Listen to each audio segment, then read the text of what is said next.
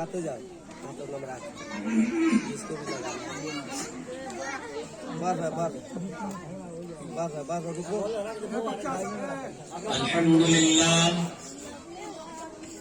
अल्हम्दुलिल्लाह नहमदुहु व नस्तईनुहु व नस्तगफिरुहु व नु'मिनु बिही व नतवक्कलु अलैहि व नऊज़ु बिल्लाहि मिन शुरूरि अनफुसिना व मिन सय्यिआति अअमालिना मन यहदिहिल्लाहु फला मुदिल्ल लहु व मन युद्लिलहु फला हादिय लहु ونشهد أن لا إله إلا الله وحده لا شريك له ونشهد أن سيدنا ومولانا وحبيبنا وشفيعنا وكريمنا مخدومنا محمودنا صلى الله تعالى عليه وسلم تسليما كثيرا كثيرا أما بعد فأعوذ بالله من الشيطان الرجيم بسم الله الرحمن الرحيم يا أيها الإنسان ما غرك بربك الكريم قال الله تبارك وتعالى في القرآن المجيد والفرقان الحميد كل نفس ذائقة الموت قال النبي صلى الله عليه وسلم الدنيا مزرعة الآخرة أو كما قال عليه الصلاة والسلام قال النبي صلى الله عليه وسلم بني الإسلام على 5 شهادة أشهد أن لا إله إلا الله وأشهد أن محمدا عبده ورسوله وإقام الصلاة وإيتاء الزكاة والحج وصوم رمضان أو كما قال عليه الصلاة والسلام میرے محترم بزرگوں اور دوستوں، ابھی آپ سبھی حضرات ہمارے بے ادب حضرت سے نعت شریف سن رہے تھے اور اپنے دل کو باغ باغ کر رہے تھے، اور جس محفل میں، جس مجلس میں اللہ اور اللہ کے رسول کی بات نہ ہو تو وہ مجلس، وہ محفل، وہ اجلاس ہم سب کے لیے نجات نہیں بلکہ وبا، مصیبت بن جائے گی۔ اس لیے ہمارے اکابرین کے دستور کے مطابق اس مجلس کو سب سے پہلے قرآن مقدس سے شروع کیا، قرآن مجید سے آغاز کیا۔ ایسی کتاب جس کتاب کے پہلے آیت لا ریب فیہ لکھا گیا، جس کتاب کے بارے میں آیا اس میں کوئی شک و شبہ نہیں، اس کتاب سے اس محفل کو آغاز کیا گیا۔ اور اس کے بعد اگر کوئی تعریف کے لائق ہے، کسی کی تعریف کی جائے تو جناب محمد رسول اللہ صلی اللہ علیہ وسلم کی تعریف کی جائے تو اس محفل کی آغاز قرآن مقدس سے ہو چکی، اس محفل کی آغاز نعت شریف سے شروع ہو چکی۔ اب ہم سب ایک اپنے زندگی کے لیے اپنے دل کو، نیت کو صاف کر کے عزم مصمم کے ساتھ، دل کی پختگی کے ساتھ بیٹھے کہ یہاں پر جو ہم سب اکٹھا ہوئے، یہاں پر جو ہم سب بیٹھے ہیں، تو یہاں سے ہم کچھ سبق لے کر جائے، یہاں سے ہمیں کچھ نصیحت آواز اور باتیں ملے جو ہماری زندگی گزارنے کے لیے آسانیاں بنے۔ نیت کرے سب سے پہلے، صرف اور صرف یہاں پر بیٹھ لینا اور یہ مجلس کو اختتام ہونے کے بعد گھر چلے جانا، یہ بات کمال کی نہیں۔ اگر بات کمال کی ہے اور بات کی اصل مقصد اس محفل کی مقصد ہے تو اس محفل سے اور اس مجلس سے ہم کو کچھ دین کی بات معلوم ہو جائے جو ہماری زندگی کے لیے ہمارے لیے آسانی ہو،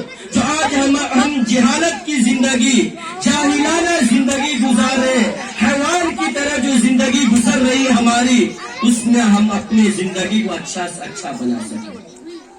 اس لیے میرے محترم بزرگوں اور دوستوں، میں نے ابھی آپ کے سامنے قرآن مجید کی ایک آیت تلاوت فرمائی، اسی کے روشنی میں کچھ بات عرض کروں گا.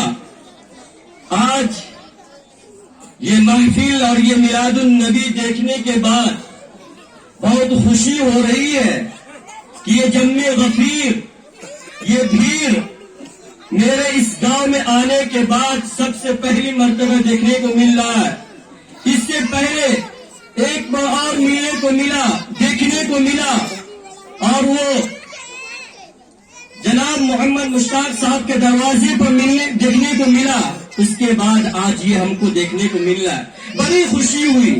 آج ہم لوگ کا یہ ایمان اتنا کمزور ہو چکا ہے، ہم سب کا ایمان اتنا کمزور ہو چکا ہے کہ اگر کہیں دین کی محفل لگتی ہے، کہیں دین کی بات ہوتی ہے، آواز ہماری کانوں سے ٹکراتی ہے، آواز ہماری کانوں میں پڑتی ہے، آواز ہم اپنے کانوں سے سنتے ہیں، مگر توفیق الہی نہیں ملتی. ہمارے ایمان اتنا سلب ہو چکا، ہمارا ایمان اتنا گھٹیا ہو چکا، ہمارا ایمان اتنا ختم ہو چکا کہ توفیق الہی نہیں ملتی. دین میں محفل میں بیٹھنا، دین میں آنا، علماء کو دیکھنا، علماء کی بات کو سننا اور اس پر عمل کرنا، اس میں ہماری اور آپ کی کمال نہیں. اگر کمال کی ذات کوئی ہے تو رب العالمین ہے، جو ہم کو گھر سے چلا کر، اپنے بال بچوں کے الجھنوں سے ہٹا کر، اپنے دنیاوی مشغولی سے چھڑا کر ہمیں یہاں پر اکٹھا کیا. اگر کسی کی کمال ہے، اگر کوئی تعریف کے لائق ہے تو ہمارے اور آپ کے آقا اور سارے جہاں کے آقا، پورے کائنات کو چلانے والا رب العالمین ہے، اس کی تعریف کی جائے. یہاں پر جو ہم سب آج اکٹھا ہوئے، یہاں پر جو ہم سب کا آج بیٹھنا ہوا، اس میں ہمارا کوئی کمال نہیں. کوئی بھی شخص دل میں یہ نہ سوچے کہ ہم خود اپنے پاؤں سے چل کر آئے. نہیں، ذرا غور کرے، اپنے دماغ کے اوپر زور ڈالے، اپنے گریبان میں جھانکے. گاؤں میں اور بھی بہت سارے حضرات ہیں جو چوک چوراہے پر بیٹھ کر بات چیت میں اپنا وقت کو گزار رہے ہیں. بہت سارے ایسے حضرات ہیں جو اپنے گھروں میں بیٹھے ہوئے، مگر وہاں یہاں پر آنے کی ان کو توفیق نہیں ملی. اللہ نے چھاٹا، اللہ نے چنا، ہم سبوں کو منتخب کیا. اس لیے میرے محترم بزرگوں دوستوں، یہ میلاد النبی اور یہ مجلس اور محفل اس لیے لگائی جاتی ہے، اس میں ہم علماء کی بات کو سنیں، علماء کی بات کو سن کر، اللہ کے احکام کو سن کر اور جناب محمد رسول اللہ صلی اللہ علیہ وسلم کے بتائے ہوئے طریقے کو جان کر ان پر اپنی زندگی کو گزارے. یہ اصل مقصد ہوتا ہے. میرے محترم بزرگوں دوستوں، ہم نے آپ کے سامنے قرآن مجید کی ایک آیت تلاوت فرمائی، یا ایھا الانسان ما غرک بربک الکریم. اللہ تبارک و تعالی اپنے زبان میں، اپنے کلام میں، قرآن مجید میں ارشاد فرماتا ہے، یا ایھا الانسان، او انسان، اے آدم کے بیٹے، او میرے بندے، او جناب محمد رسول اللہ صلی اللہ علیہ وسلم کی امت، تجھے کیا ہو گیا؟ تجھے کس چیز نے دھوکے میں ڈال رکھا ہے؟ یا ایھا الانسان، اے انسان، تو کس چیز کی غفلت میں پڑا ہوا ہے؟ اے انسان، کیا تو نے اپنے آنکھوں سے لاکھوں میت کو نہیں دیکھا؟ ہزاروں میت کو اپنے کاندھے سے اٹھا کر قبرستان میں نہیں بس پھینک آیا؟ اپنے آنکھوں سے سینکڑوں میت اور مردے کو نہیں دیکھا؟ تجھے کس چیز نے دھوکے میں ڈال رکھا ہے؟ قرآن مجید کہتا ہے، یا ایھا الانسان، اے انسان خبردار، اے انسان سنو، ما غرک بربک الکریم، کہ تم کو کس چیز نے دھوکے میں ڈال دیا، کس چیز نے تم کو دھوکے میں رکھا؟ سمجھو اپنے آپ کو. یہ اللہ تبارک تعالیٰ جو ہمیں عقل سلیم دیا، صحت دیا، تندرستی دی اور ہمارے جسم کے ہر اعضاء اور بور کو صحیح سلامت اور تندرست بنایا، کس وجہ سے؟ کیا مقصد ہے؟ کبھی غور کیا؟ صرف صبح کو ناشتہ ہو جائے، دوپہر کو کھانا ہو جائے، رات کو کھانا کھا کر سو جائے، زندگی یوں ہی کٹ رہی. کبھی غور نہیں کیا کہ اللہ نے ہمیں کیوں پیدا کیا؟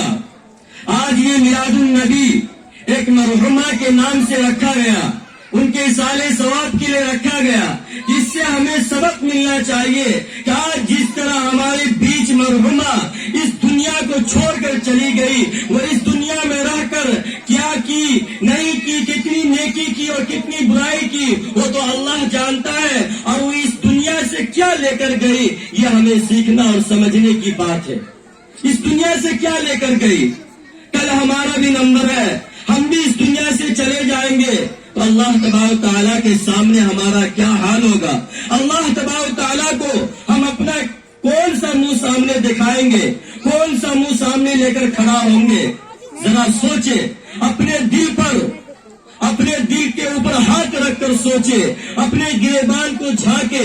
اللہ تبارک تعالیٰ نے قرآن مجید میں فرمایا کہ یہ بات حق اور برحق اور سچ ہے، کل نفس ذائقۃ الموت، موت تو آنی ہے، ہر ایک کو آنی ہے، اس سے کوئی چھٹکارا نہیں، چاہے وہ اس دنیا کا پی ایم ہو، ڈی ایم ہو، اس دنیا کا چودھری ہو، سردار ہو، اس دنیا کا کتنا بڑا رئیس ہو، کتنا بڑا خاندان سے تعلق رکھتا ہو، چاہے کوئی بھی ہو، اس دنیا میں ہر ایک جاندار کو موت کا مذاق چکھنا ہے، چاہے وہ امیر ہو، غریب ہو، پڑھا لکھا ہو، عالم ہو، جاہل ہو، ہر ایک کو موت کا مزہ چکھنا ہے۔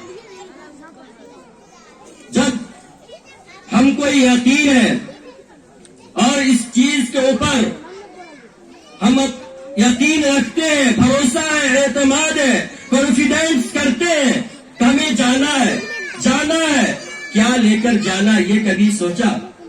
کیا لے کر جانا؟ اللہ تبارک تعالیٰ قرآن مجید میں دوسری جگہ ارشاد فرماتا ہے، یا ایھا الذین آمنوا اتقوا اللہ ولتنظر نفس ما قدمت لغد واتقوا اللہ۔ کوئی ایمان والے سے مخاطب ہو کر فرما رہے اللہ تبارک تعالیٰ کہ ایمان والے، اللہ کو پوجنے والے، جناب محمد رسول اللہ صلی اللہ علیہ وسلم کو نبی ماننے والے، اللہ سے ڈرو، اتقوا اللہ، اللہ سے ڈرو، وَلْتَنْظُرْ نَفْسٌ مَا قَدَّمَتْ لِغَدٍ وَاتَّقُوا اللَّهَ، اور تم نے آگے دن کل آخرت کے لیے کیا تیاری کیا؟ کیا تیاری کیا؟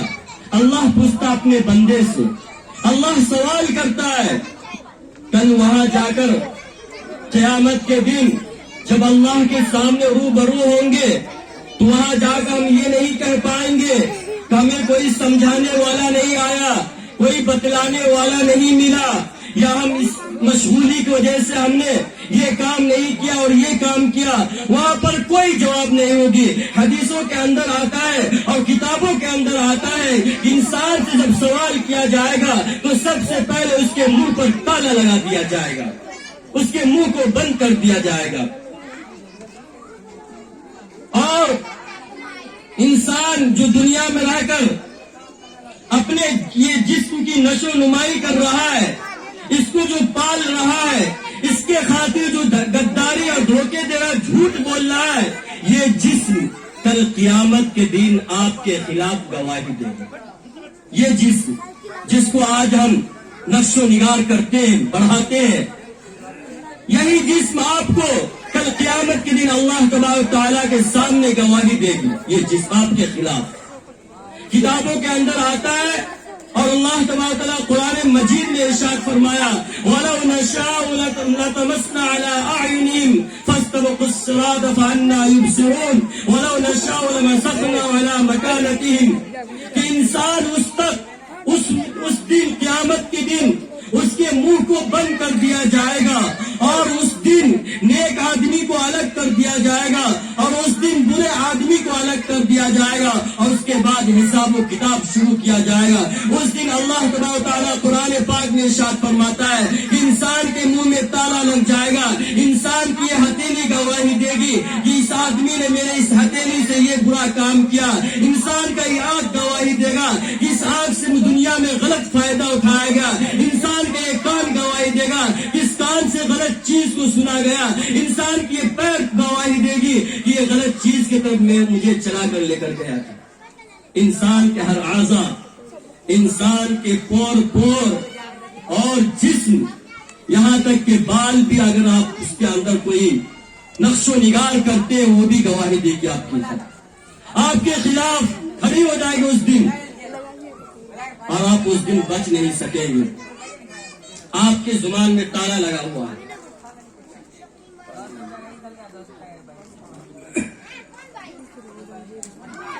اس دن کوئی بھی انسان اللہ تبارک و تعالیٰ کے سامنے دھوکہ دھڑی نہیں کر سکتا، اللہ تبارک و تعالیٰ کے سامنے جھوٹ نہیں بول سکتا. آج انسان دنیا میں رہ کر کسی انسان کو دھوکہ دے دیتا ہے، کسی انسان کے سامنے جھوٹ بول دیتا ہے اور اپنے آپ کو عقل مند ہوشیار سمجھتا ہے کہ ہم بہت چالاک نکلے، ہم بہت ہوشیار ہیں، فلاں شخص کو بیوقوف بنا دیا، فلاں شخص کو ہم نے بیوقوف بنا کر آ گیا اور میں نے اسے یہ پڑھایا وہ پڑھایا. یہاں دنیا میں تو بیوقوف بنا سکتے ہو، ایک انسان کو تم نے بنا دیا. کل قیامت کے دن کے بارے میں سوچا کہ جو احکم الحاکمین ہے، جو اپنے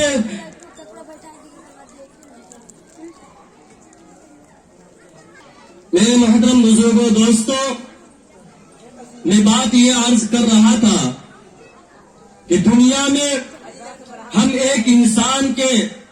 ایک انسان دوسرے انسان کے سامنے دھوکہ دھڑی جھوٹ بولتا ہے. کل قیامت کے دن کوئی انسان اللہ تبارک و تعالیٰ کے سامنے جھوٹ نہیں بول سکتا ہے. اسی خاطر جناب محمد رسول اللہ صلی اللہ علیہ وسلم نے یہ حدیث بیان فرمائی کہ دنیا مزرعۃ الآخرہ، تو میرے امتی، او میرے اللہ کے بندے، او اللہ کے پوجنے والے، او اللہ کے سامنے سجدہ کرنے والے، سنو، یہ دنیا تمہارے لیے آرائش گاہ، آرام گاہ نہیں، یہ دنیا تمہارے لیے آرام کی جگہ نہیں، بلکہ یہ دنیا تمہارے لیے امتحان کی جگہ ہے. یہ دنیا تمہارے لیے آزمائش کی جگہ ہے. اور اللہ کے نبی صلی اللہ علیہ وسلم نے دوسری حدیث میں فرمایا کہ دنیا مومن کے لیے قید خانہ ہے اور کافر کے لیے دنیا جنت ہے.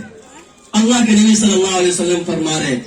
اب اپنے دماغ کے اوپر زور ڈالے، سوچے اور بتائے کہ قید خانے کے اندر کوئی جیل کے اندر رہ کر آرام پا سکتا ہے، آرام مل سکتا ہے؟ نہیں. مشقتیں ہوتی ان کے ساتھ، پریشانیاں ہوتی ان کے ساتھ، کھانا اچھا نہیں ملتا، پہننے کو کپڑا نہیں ہوتا، دقت پر دقت آتی ہے، پریشانیاں سامنے آتی ہے، مصیبت کو جھیلتا ہے، تب جا کے وہ جیل میں دن کاٹتا ہے. اسی طرح یہ دنیا ہم سب کے لیے ایک جیل خانہ ہے، ایک قید خانہ ہے. یہاں پر ہمارے ساتھ طرح طرح کی پریشانیاں آئے گی، ہمارے ساتھ طرح طرح کی مصیبتیں آئے گی، ہمارے ساتھ طرح طرح کی ٹینشنائز آئے گی. ان کو سامنے رکھتے ہوئے اللہ تبارک و تعالیٰ کی عبادت کرتے ہوئے حل کرنا ہے. ایسا نہ ہو ہمارے گھر میں کوئی پریشانی آ جائے، ہمارے ساتھ کوئی مصیبت آ جائے اور اس مصیبت کے پیچھے ہم سارا وقت خرچ کر دیں اور اللہ تبارک و تعالیٰ جناب محمد رسول اللہ صلی اللہ علیہ وسلم کے بتائے ہوئے طریقوں کو پش پست ڈال دے، پیر سے رونق دے. ایسا نہیں ہونا چاہیے. اس لیے میرے محترم بزرگوں دوستوں، یہ دنیا کو سمجھنا ہوگا. یہ دنیا جو ایک چمک اور دھمک اور اپنی جو روشنی اور خوبصورتی دکھا رہی ہے انسان کو، ایک دھوکہ ہے. دھوکہ ہے ایک انسان کے لیے، مومن کے لیے دھوکہ ہے. جناب محمد رسول اللہ صلی اللہ علیہ وسلم فرمائے کہ ہماری امت میں سب سے زیادہ مجھے اس چیز کا ڈر ہے کہ ہماری امت کے دلوں کے اندر کہیں دنیا کا محبت نہ آ جائے، دنیا کی چمک دھمک میں ہماری امت پھنس نہ جائے. ہمارے نبی صلی اللہ علیہ وسلم نے فرمایا اور پھر بھی فرمایا کہ جب ہماری امت دنیا کی چمک دھمک میں پھنس جائے گی، دنیا کی پیار محبت اس کے دل میں بس جائے گا، تو سمجھ لینا قیامت قریب ہے. سمجھ لینا قیامت قریب ہے. آخری زمانے میں ایسے آدمی ہوں گے، آخری زمانے میں گناہ عام ہو جائے گا، نقش و نگار بڑھ جائے گا، بے حیائی عام ہو جائے گی، جوئے بازی عام ہو جائے گا، شراب پینا عام ہو جائے گا، تو سمجھ لینا قیامت قریب ہے. آج نظر اٹھا کر دیکھیں، معائنہ کرے، مشاہدہ کرے کہ آج ہمارے نبی صلی اللہ علیہ وسلم نے اپنے امت کے لیے کیا کیا کیا، اپنے دل میں کیسے کیسے تکلیف کو برداشت کیا، مصیبتیں جھیلی، درد کو برداشت کیا، پھر بھی آپ جناب محمد رسول اللہ صلی اللہ علیہ وسلم کو غلام کہلواتے ہیں، امتی کہلواتے ہیں، دعویٰ کرتے ہیں، مگر جو ہمارا دین احکام جو ہم سے بتایا گیا اس پر ہم عمل نہیں کرتے، عمل نہیں کرتے۔ اگر ہم سے بتایا جاتا ہے، کوئی بات ہمارے سامنے آتی ہے، ہم اسے سن کر نظر انداز کر دیتے ہیں۔ نہیں میرے محترم بزرگوں دوستو، کوئی سبق یہاں سے لے کر جائے، اپنے زندگی گزارنے کے لیے علماء کی بات سن کر اس پر عمل کرنے کی کوشش کرے۔ ساری بات پر عمل نہ ہو تو کچھ ہماری زندگی کے اندر فرق آ جائے، ہماری زندگی کے اندر تبدیلیاں آ جائے۔ جناب محمد رسول اللہ صلی اللہ علیہ وسلم اپنے امت کے لیے بارہا بار مصیبتیں جھیلے، پریشانیاں برداشت کی۔ آج اس امت کا، آج جناب محمد رسول اللہ صلی اللہ علیہ وسلم کا امت کا یہ حال ہے کہ اپنے نبی کو بھول چکے، اپنے نبی کو بھول چکے۔ جس نبی نے اس امت کے لیے در در کی ٹھوکریں کھائی، جس نبی نے اس امت کے لیے، اس دین کے لیے اپنے پیٹ کے اوپر پتھر بانا، جس نبی نے اس امت کے لیے، اس دین کی خاطر دروازے پہ جا کر دستک بجائی، دروازہ کھٹکھٹایا، اس دین کی خاطر، اس امت کے خاطر، آج یہ امت اپنے نبی کو بھول چکی ہے۔ جب ہم اپنے نبی کو بھول گئے اور اللہ تبارک و تعالیٰ کو بھلا بیٹھے تو پھر ہم کہیں کے دنیا کے آخرت کے کہیں کے نہیں رہیں گے۔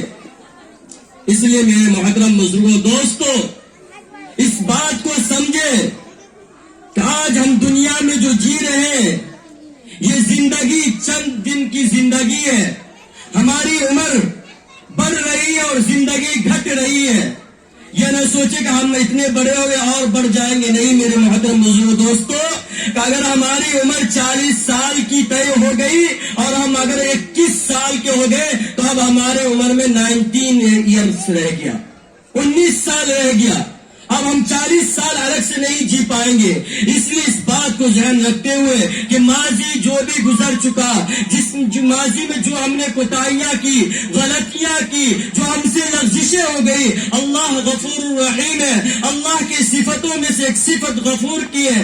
اللہ رحیم بھی ہے، کریم بھی ہے، جبار بھی ہے، ستار بھی ہے، غفار بھی ہے، قہار بھی ہے، حافظ بھی ہے، باسط بھی ہے، رافظ بھی ہے، المعید بھی ہے، المعزل، السمیع البصیر بھی ہے، سارے کچھ ہے، 99 نام ہے ہمارے۔ اگر اللہ تبارک و تعالیٰ کے سامنے ہم سے جو غلطیاں ہو گئی، لغزشیں ہو گئی، اگر اپنے دل کے پکے ارادے کے ساتھ اور دل کے عزم مصمم کے ساتھ، پختگی کے ساتھ اللہ تبارک و تعالیٰ کے سامنے اچھے سے پاک ہو کر وضو کر کے سامنے کھڑے ہو جائے، اور اللہ تبارک و تعالیٰ فرماتا ہے کہ جب میرا بندہ کوئی میرے سامنے سجدہ کرتا ہے تو جب سجدہ سر کو زمین میں جھکا دیتا ہے تو سر اٹھے گی، اس کے بعد مغفرت پہلے ہو جائے گی، مغفرت پہلے ہو جائے گی۔ میرے محترم بزرگوں دوستوں، اپنے آپ کو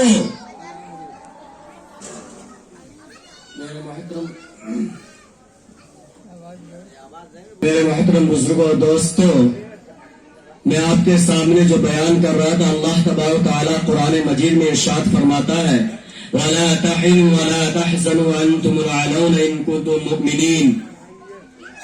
تو میرے بندے، او میرے ایمان والے، غم نہ کھا، ٹینشن لینے کی بات نہیں، افسوس نہ کر۔ بہت سارے حضرات کے دماغ میں یہ بات آتی ہے کہ اب ہماری عمر 60-70 سال کو چلا، ہماری عمر 65 سال ہو چکا، ہماری عمر 40 سال ہے، ہم نے 40 سال تک اللہ کی نافرمانیاں کی، اللہ کے ساتھ بغاوت کیا، اللہ کے حکم کو پامال کیا، جناب محمد رسول اللہ صلی اللہ علیہ وسلم کے سنت کو روندا۔ اب ہمارا عمر ختم ہو چکا ہے، اب اللہ ہمیں معاف نہیں کرے گا۔ تو اللہ تبارک و تعالیٰ قرآن پاک میں ارشاد فرماتا ہے وَلَا تَهِنُوا وَلَا تَحْزَنُوا وَأَنْتُمُ الْأَعْلَوْنَ إِن كُنتُم مُؤْمِنِينَ۔ او میرے بندے، اگر تم نے میری نافرمانی کی ہے، مگر تو اس بات کو بھی جانتا ہے کہ دنیا میں ماں اپنی بچے سے کتنی محبت کرتی ہے، اس ماں سے 70 گنا محبت میں تجھ سے کرتا ہوں۔ اگر تم میرے سامنے اچھے سے پاک صاف ہو کر میں مجھ سے محبت کرنے لگ جا، میرے سامنے عاجزی کے ساتھ، انکساری کے ساتھ اپنے دونوں بازو کو جھکا دے، اپنے سر کو جھکا دے، میرے سامنے عاجزی سے کھڑا ہو جا، تو میں وہ غفور رحیم ہوں، میری وہ ذات ہے کہ میں 70 سال کے گنہگار بندے کو بخش سکتا ہوں۔ میری وہ ذات ہے، میری وہ کریمی و رحمی ذات ہے۔ ایک واقعہ ہے، وَأَنْتُمُ الْأَعْلَوْنَ إِن كُنتُم مُؤْمِنِينَ۔ اس سے ہم سب کو کیا سبق ملتا ہے؟ اس آیت کے اندر اللہ تبارک و تعالی اپنے بندے کو کیا بتانا چاہ رہے ہیں؟ اس آیت کے پس منظر کیا ہے؟ اس میں اللہ تبارک و تعالی فرما رہے ہیں تو میرے بندے، اگر تم سچے اور پکے مومن ہو، سچے اور پکے مومن اور ایمان کے ساتھ تم نے میرے ساتھ اگر کسی کو شریک نہیں کیا، اگر تم نے میرے ساتھ کسی کی شریک نہیں کی اور میرے سامنے تم نے عاجزی کیا، تو میں تیرے تمام گناہوں کو معاف کر دوں گا۔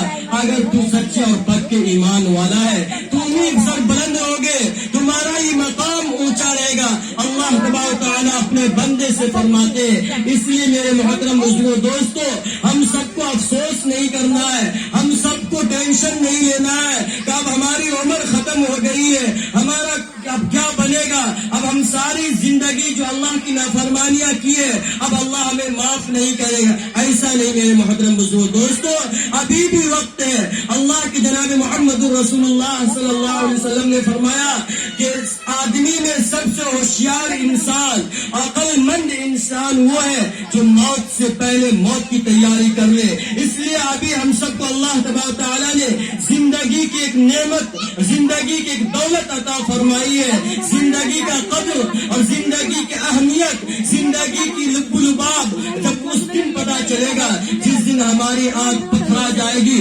ہماری سانس بند ہو جائے گی، ہماری یہ کان آواز سننا بند کر دے گا، ہمارا دماغ کام کرنا چھوڑ دے گا، ہمارے یہ ہاتھ اور پاؤں حرکت کرنا چھوڑ دے گا۔ اس دن ہمیں یہ زندگی کی قدر معلوم چلے گی۔ اس دن ہم اس زندگی کے بارے میں سوچیں گے، اگر ہمیں تھوڑا سا مہلت دے دیا جاتا، ہمیں تھوڑا سا وقت اور مل جاتا تو خوب صدقہ کرتا، خوب خیرات کرتا، خوب اللہ کی عبادت کرتا۔